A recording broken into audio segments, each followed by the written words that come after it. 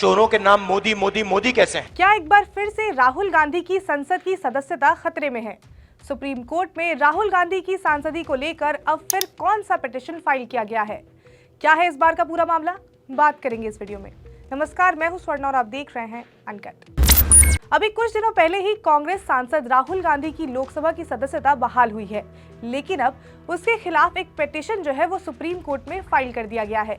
लखनऊ के एक अधिवक्ता अशोक पांडे ने सुप्रीम कोर्ट में पिटीशन फाइल करके लोकसभा सचिवालय की अधिसूचना रद्द करने की मांग की है। उन्होंने अपनी याचिका में कहा कि एक बार सांसद या राज्य विधानमंडल का सदस्य जन प्रतिनिधित्व अधिनियम 1951 की धारा 8(3) के साथ संविधान के अनुच्छेद 102 और 191 के तहत अपना पोजीशन खो देता है तो वो तब तक एलिजिबल नहीं होता है जब तक उसके ऊपर लगे सभी एलिगेशन गलत साबित नहीं हो जाते हैं या फिर वो उन सब से बरी नहीं हो जाता है। अशोक पांडे ने याचिका दायर करके दलील दी कि आपराधिक मानहानि मामले में दोषी पाए जाने की वजह से राहुल गांधी को 2 साल की सजा सुनाई गई थी, जिस वजह से उनकी लोकसभा की सदस्यता भी चली गई थी। उन्होंने दलील दी कि एक बार ऐसे सदस्यता चले जाने के बाद दोबारा उनकी सदस्यता को बहाल करना सही नहीं है।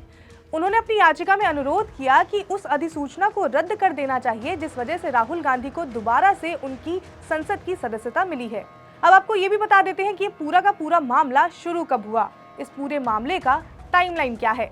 तो अप्रैल 2019 में कर्नाटक के कोलार में एक चुनाव रैली के टाइम पर राहुल गांधी ने मोदी सरनेम के ऊपर एक टिप्पणी की थी, जिसके बाद इस टिप्पणी को लेकर गुजरात सरकार के पूर्व मंत्री पूर्णेश मोदी ने राहुल गांधी के खिलाफ मानहानि का मामला जो था वो दर्ज करवाया था, जिसके बाद इस साल इस मामले में गुजरात सेशन कोर्ट ने फैसला सुनाया और राहुल गांधी को 2 साल की सजा सुनाई थी।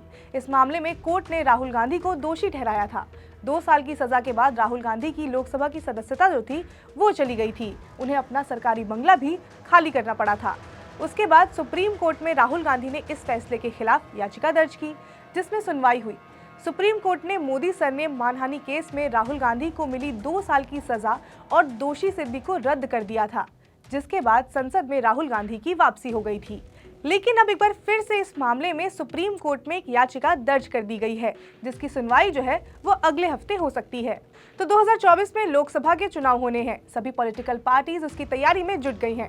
विपक्ष ने अपना नाम बदलकर इंडिया कर दिया है और विपक्षी पार्टी अपने आप को मजबूत साबित करने में जुट गई हैं। वहीं बीजेपी और एनडीए भी चुनाव की तैयारियों में जुट गए हैं।